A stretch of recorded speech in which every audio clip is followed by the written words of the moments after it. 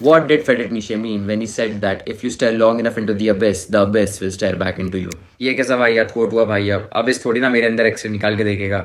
ये कोट समझने के लिए इसका कॉन्टेक्स्ट जानना बहुत ही ज्यादा जरूरी है। ये कोट फ्रेडरिक नीशे के book beyond good and evil का है, जिसने पब्लिश की थी लेट 1800s में, अराउंड 1886 के आसपास। यही पीरियड है when nihilism was at its peak due to the scientific revolution, क्योंकि लोग भगवान में मानना कम करते जा रहे थे धीरे धीरे, because they didn't have many proof.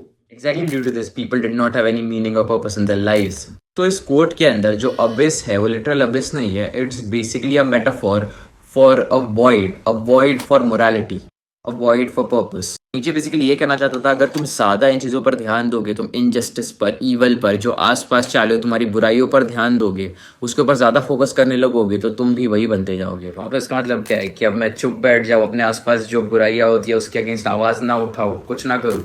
बिल्कुल भी नहीं। नीचे ये बिल्कुल नहीं कहना चाहते थे कि तुम इनजस्टिस को सहो, ईवल को सहो और उसके अगेंस्ट आवाज ना उठाओ। बस that should not be your only focus in life. मतलब तुम बस यही कर रहे हो, तुम एक चीज के ऊपर फोकस कर रहे हो, एक ही ईवल के ऊपर कॉन्ट्राडिक्ट करता जा रहे हो। नीचे बस ये कहना चाहते थे कि तुम ऐसा करते रहोगे बार बार, तो जो तुम्हारे अंदर का सब कुछ है, वो जो अबिस है वो रिप्लेस करता जाएगा। जैसे कि तुम्हारा कंपैशन बिटरनेस में बदल जाएगा, तुम्हारी जो क्लैरिटी है वो ऑब्सेशन में बदल जाएगी, and you will turn into the exact thing you were fighting against in the first place. नीचे का ये मतलब नहीं था कि you should not look into the abyss, but he just wanted to warn you what the abyss could do to you. Yes, contemplation is not passive. It could genuinely change who you are as a person.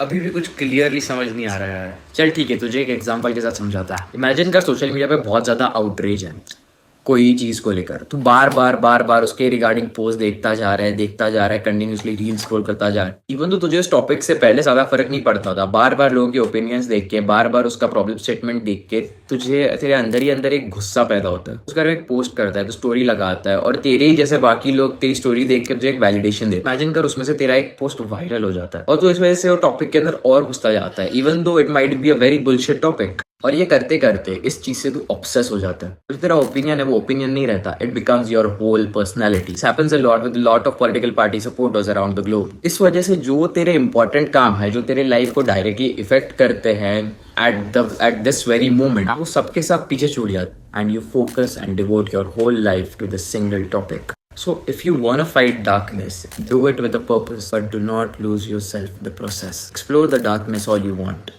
Just do not forget to carry a light with you. I'd love to hear what you think about this down below.